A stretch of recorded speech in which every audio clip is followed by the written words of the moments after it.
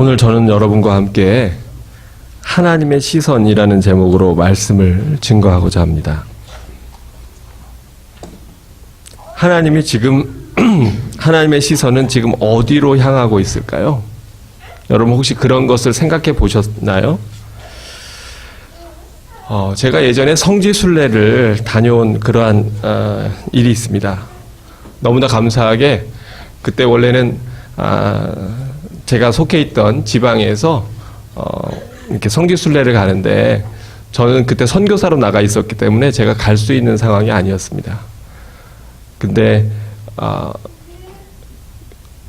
그 담임 목사님이 교회에 여러 가지 일정도 있으시고 또 여러 가지 일들도 있고 그래서 이제 파송 선교사였던 저보고 비용을 다 내놨으니까 우리 서 선교사님이 대신 한번 가라고, 그래서 제가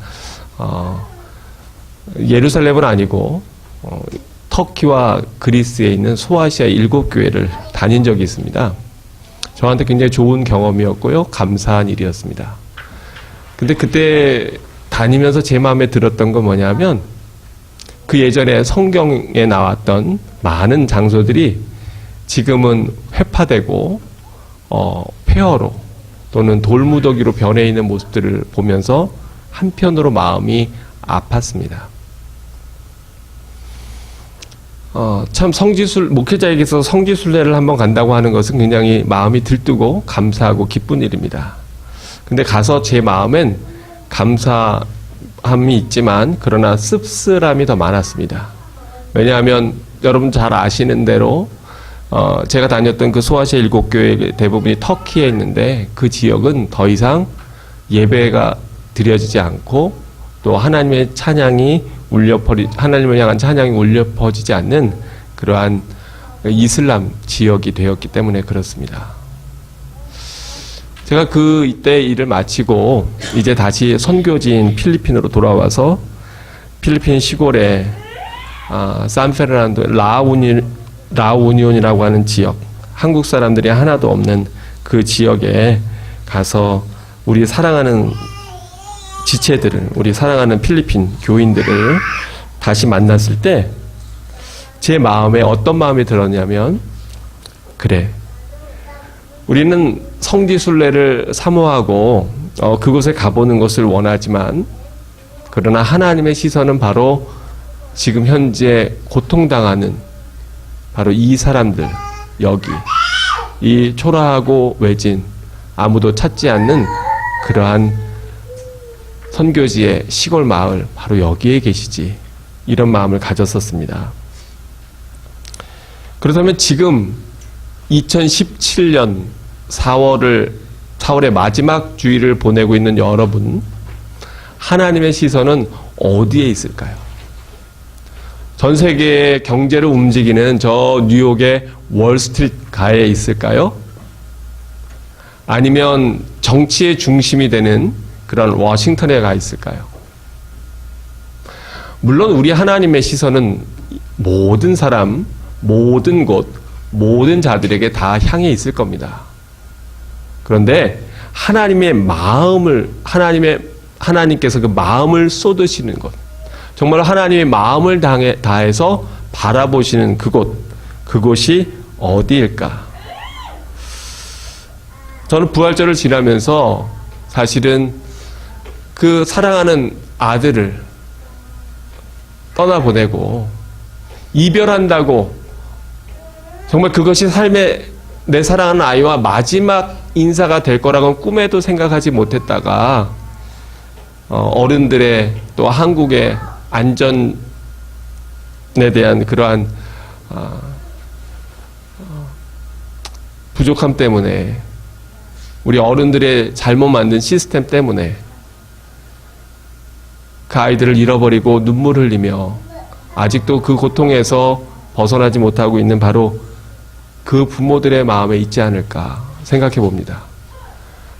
그런데 그럼에도 불구하고 하나님의 말씀이 위로가 되는 것은, 또 그분들에게 그럼에도 불구하고 우리가 감사와 은혜를 선포할 수 있는 것은, 우리 아버지가 우리 하늘 아버지가 바로 2000년 전에 그렇게 하나밖에 없는 사랑하는 아들을 먼저 십자가에 달려 그 아들의 죽음을 경험하신 그런 아버지라고 하는 사실이 우리에게 위로가 된다고 하는 것입니다. 그러기에 우리 하나님이 참 하나님이심을 우리가 고백하고 선포할 수 있습니다. 아까 동영상에 보시면 그 어머니가 그런 이야기 하죠. 여러분의 하나님은 지금 어디 계십니까?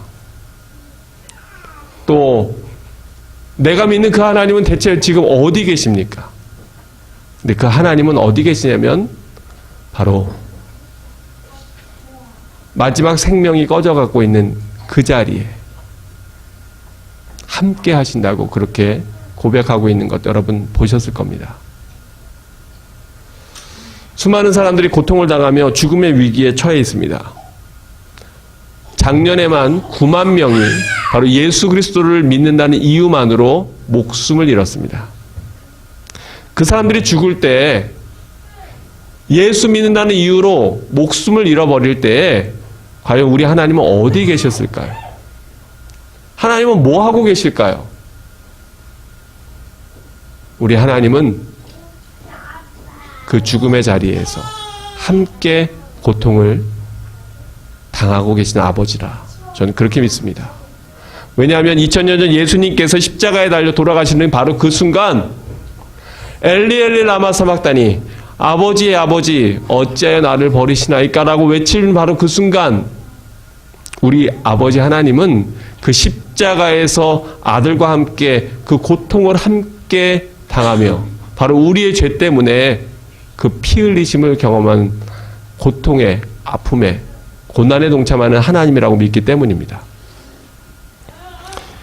오늘 이 시간 과연 하나님의 시선이 어디에 향하고 있을까요? 그렇다면 우리는 무엇을 바라보고 무엇을 행하며 어떻게 살아야 될까요?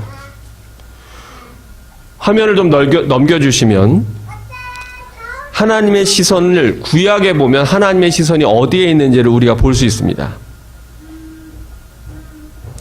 여기 가운데 계속해서 반복해서 나오고 있는 단어들이 있는데 그게 무엇이죠?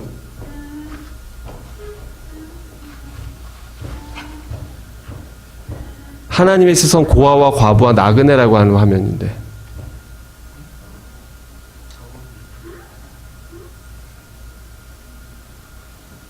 여기에 반복해서 나오고 있는 사람들은 누구입니까? 우리 신명기 10장 18절을 같이 한번 읽어볼까요? 시작.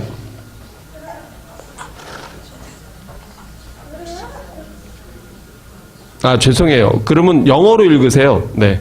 한국말이 잘 안 보이시면. 우리 다시 한번 읽어볼까요? 시작.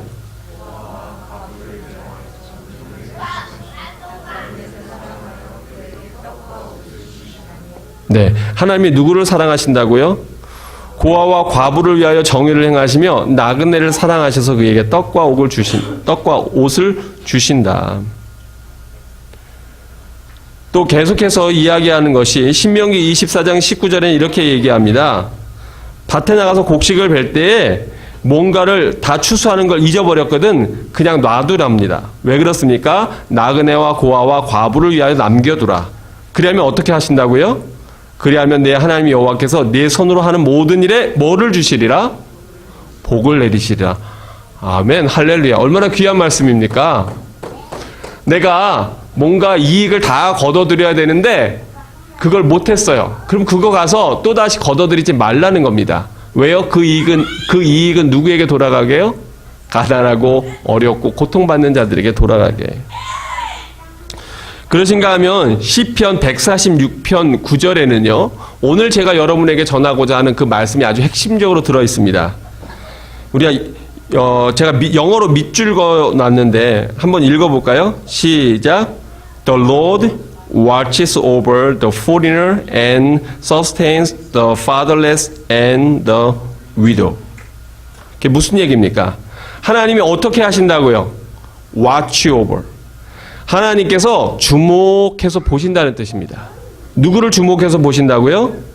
나그네를 보호하시고 돌보시고 지켜보시고 바라보시고 고아와 과부들이 이리저리 고통당하고 흔들리지 않도록 그 사람들을 붙잡아 주신다.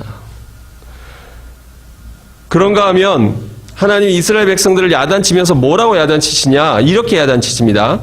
에스겔 22장 7절에 보니까 그들이 내 가운데에서 부모를 업신여겼으며, 그러니까 우리가 부모를 업신여기면 될까요? 안 될까요? 안 됩니다. 정말 안 됩니다. 하나님이 그걸 굉장히 진노하신다는 거예요. 그거에 대해서. 또 내 가운데서 나그네를 학대하였으며 내 가운데에서 고아와 과부를 해하였도다. 바로 그랬기 때문에 너희가 이렇게 포로가 되어서 바벨론의 포로로 잡혀와서 너희 나라가 멸망해서 이 고통을 당하는 것이다. 그렇게 말씀하고 있습니다. 누구를 학대했기 때문에요? 나그네와 고아와 과부를 돌보지 않고 학대했기 때문에. 그들에게 먹을 것을 주지 않고 나누지 않고 내 이익만 챙겼기 때문에 결국 너희 나라가 망하고 민족이 망하고 너희 전체가 망해서 이렇게 포로로 끌려와서 있다. 그 이유가 바로 가난하고 불쌍하고 억눌리고 고통당하는 자들을 돌보지 않았기 때문이다라고 성경이 이야기하고 있는 것입니다. 그런가 하면 스가랴서 7장 10절에 이렇게 이야기하죠. 과부와 고아와 나그네와 궁핍한 자를 압제하지 말며 서로 해하려고 마음에 도모하지 말아라. 구약에 보면 하나님의 시선이 어디로 향하고 있냐면 고아와 과부와 나그네에게 향하고 있습니다. 왜 그러냐? 그 당시에 고아와 과부와 나그네는 공동체가 없는 자들입니다. 보호해줄 그늘이, 보호해줄 우산이 없는 자들입니다. 부모가 없는 아이들, 남편이 일찍 떠나고 혼자 남은 과부들. 나그네라고 하는 것은 나를 돌보고 나를 지켜주고 나를 보호해줄 동족과 친척과 가족들이 없는 자라고 하는 것입니다. 바로 그런 자들에게 하나님께서 관심을 두시고 그들을 watch over, 바로 주목해서 보시며 돌보시고 보호하신다. 이것이 구약이 이야기하고 있는 것입니다. 왜 하나님은 아브라함을 택하셨을까요? 그리고 아브라함에게 뭐라고 명령하십니까? 내 아비와 친척, 아비 집을 떠나서 내가 내게 이르는 곳으로 너는 가라. 그것이 바로 아브라함이 결국 어떠한 삶을 산 것입니까? 낮자로 시작하고 그네로 끝나는데, 네, 나그네 삶을 산 것이 누구예요? 우리 믿음의 조상 아브라함입니다. 감사한 것은 여기 보면 포리너라 그랬는데, 네, 우리 캐나다 땅에 살고 있는 여러분들은 원주민입니까? 아니면 포리너입니까? 네, 여러분이 포리너예요. 그러니까 너무 감사하게 우리가 기뻐하고 감사해야 되는데 하나님의 관심이 누구에게 있다고요? 나에게, 바로 나에게. 지금 경제적으로 고통받고 있는 나에게, 많은 어려움을 갖고 있는 나에게, 사람들에게 여러 가지 질시와 학대와 어려움들을 겪고 있는 나에게, 외로운 나에게 하나님의 관심이, 하나님의 시선이 향하고 있다고 하는 사실입니다. 여러분 이거 아십니까? 하나님이 택한 이스라엘 백성을 보십시오. 그 이스라엘이 어떠한 민족입니까? 이스라엘 민족을 또 다른 말로 히브리라 이렇게 부르는데요. 히브리 민족이다. 여러분 히브리 사람 이런 얘기 들어보셨죠? 근데 그게 뭐냐면 히브리가 뭐냐면 하피루라고 하는 말에서 온 어원입니다. 하피루가 뭔지 아십니까? 그게 바로 나그네입니다. 떠돌입니다. 떠돌이. 나라도 없이 민족도 없이 가족도 없이 친지도 없이 떠돌아 다니는 저 불쌍한 사람들, 바로 그 사람들이 히브리 족속이요 히브리 민족입니다. 그리고 그 당시에 가장 강대하고 힘이 있었던 바벨론이나 아수르나 이집트가 아니라 너무나 초라하고 작고 조그만 그 이스라엘, 그 유대 땅을 하나님이 주목해 보시고, 로마의 그 당시 나라를 다스릴, 예수님 오실 때 온 세계를 지배하던 로마가 아니라 식민지 속국으로 살아가고 있는, 그것도 예루살렘도 아니라 저 변방에 갈릴리 나사렛에서 우리의 구세주 예수 그리스도가 나시고 자라셨다고 하는 사실은 하나님의 시선이 어디로 향하는지를 우리에게 분명하게 말씀하고 있다고 하는 것입니다. 제가 오늘 본문 말씀을 누가복음으로 택했는데요. 그 이유가 있습니다. 왜냐하면 다음 페이지로 넘겨주시면 누가복음 말씀에 오늘 본문에 이렇게 말씀하고 있습니다. 주의 성령이 내게 임하셨으니 이는 누구에게요? 우리 같이 읽어보겠습니다. 주의 성령이 시작.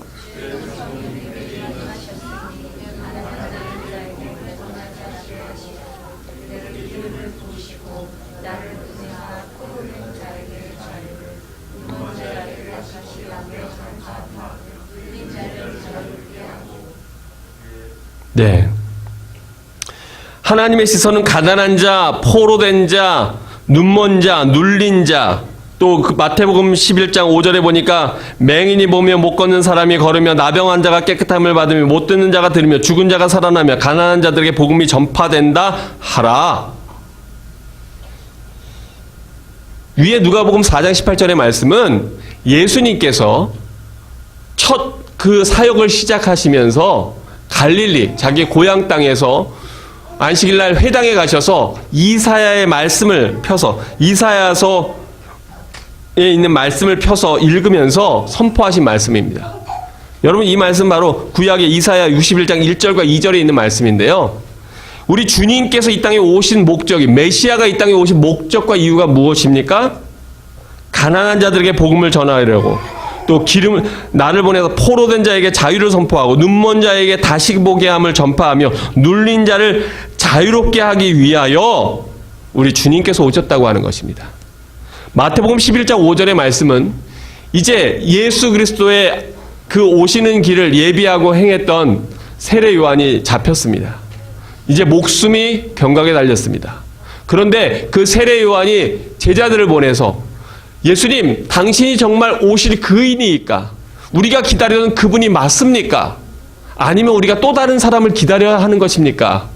라고 질문할 때 우리 예수님께서 너는 가서 세례 요한에게 바로 이렇게 전하라 라고 주신 말씀이 이 말씀인데, 맹인이 보며 못 걷는 사람이 걸으며 나병 환자가 깨끗함을 받으며 못 듣는 자가 들으며 죽은 자가 살아나며 가난한 자에게 복음이 전파되고 있는 그 사실, 그 자체가 바로 내가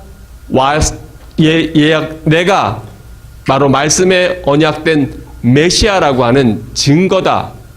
예수님이 이렇게 말씀하고 계신 것입니다. 가난한 자들에게, 눌린 자들에게 복음이 전파되는 그것이 바로 증거다. 신약에서도 예수님은 이렇게 가난한 자들, 고통당하는 사람들, 질병과 장애 가운데 눈물 흘리는 자들에게 그 시선이 가 있음을 볼 수 있습니다. 그렇다면 오늘 우리는 우리의 시선은 어디로 향해야 될까요? 여러분의 시선은 어디로 향하고 계십니까? 무엇을 원하십니까? 무엇을 바라보십니까? 여러분의 꿈과 소망은 무엇입니까? 부자 되는 거요? 돈 많이 버는 거요? 아니면 높은 명예를 얻는 거요? 어떤 것입니까? 그것도 아니면 그저 우리 가족 오손도손 알콩달콩 재미있게 사는 것입니까? 환경 좋은 밴쿠버에서 좋은 공기 마시며 깨끗한 물 먹으며 자녀들 교육시키며 영어 공부시키며 번듯하게 키우는 것입니까? 여러분의 시선은, 여러분의 관심은 어디에 가 계십니까?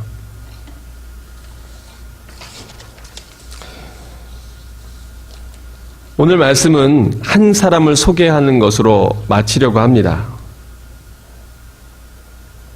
서서평이라고 하는 선교사입니다. 저는 참 이분이 좋은 게 저하고 성이 같아요. 네, 제가 서씨잖아요. 아마 제가 알기로는, 제가 생각할 때는 이분도 달성서씨 아니었을까? 네, 이렇게 생각합니다. 제가 달성서씨거든요. 제가 좀 행동이 느리잖아요. 왜냐하면 이 서자가 천천서입니다. 혹시 아십니까? 네, 천천히 행하다 할 때 우리가 서행하다, 운전할 때 서행하세요 그렇게 얘기하잖아요. 그때 쓰는 서자가 바로 이 천천서. 그래서 제가 좀 느릿하죠.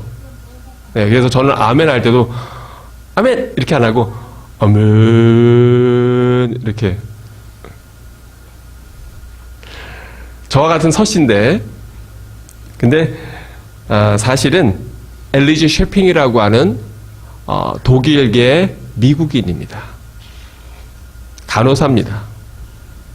젊을 때는 참 인물도 좋았습니다. 이쁘죠? 그런데 이 엘리제 셰핑은 지금으로부터 100년 전에 아무도 돌아보지 않던 그 조선 땅에 와서, 그래서 전라도에서, 광주에서, 여수에서 가난하고, 그 당시 가장 가난하고 어렵고 힘들던 그런 사람들을 돌봅니다. 처녀의 나이로 조선 땅에 와서 평생을 바로 우리 민족을 섬기고, 그리고 자기의 생명까지도 내어준 그러한 정말 너무나 귀한 그러한 선교사입니다.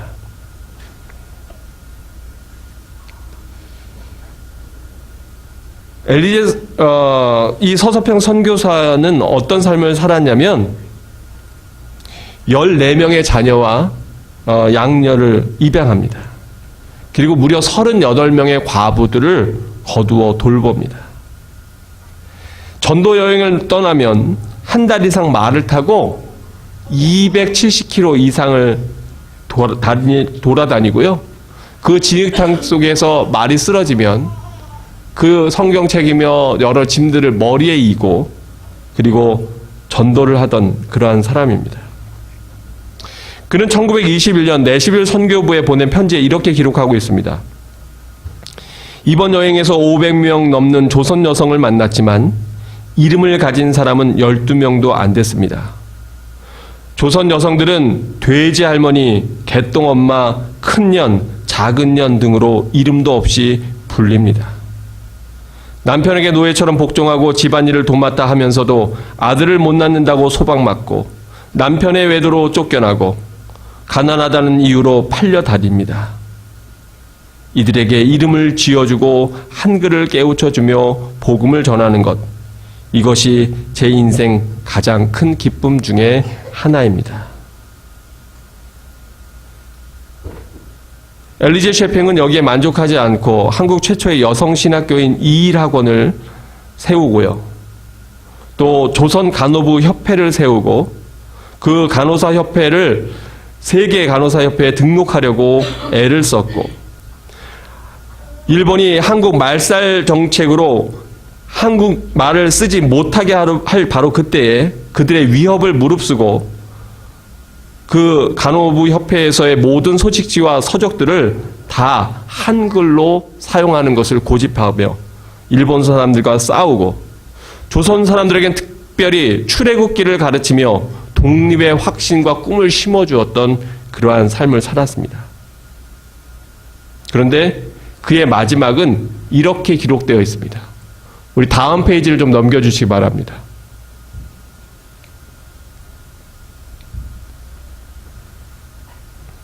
(1934년 6월) 서서평 선교사는 광주에서 만성 풍토병과 과로, 영양실조로 숨졌습니다. 왜 많은 친구들이 있었던 이 여인이, 또 한국에서 학교도 세우고 많은 다양한 일들을 하고 했던 이 뛰어난 여성이 왜 죽었을까요? 영양실조로 죽었습니다. 왜 영양실조로 죽었냐면 자기의 먹는 것들을 다 가난한 우리 동족 한국 사람들에게 나눠주고 자기는 거의 굶다시피 하는 그러한 삶을 살았기 때문에 결국 54의 나이에 영양실조로 죽습니다. 그녀가 남긴 건 담요 반장, 동전 7전, 강냉이 가루 2호뿐이었습니다. 그나마 한 장 남았던 담요는 이미 반으로 찢어서 다리 및 거지들과 나눴습니다. 자기의 시신도 유언에 따라 의학 연구용으로 기증됐습니다.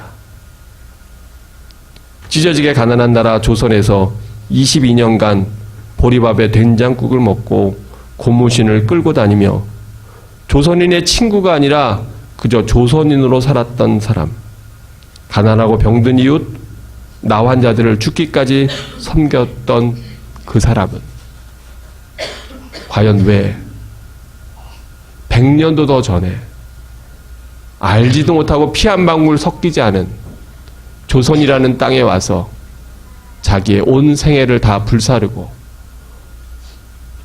자기의 생명을 우리에게 주고 그리고 떠났을까요?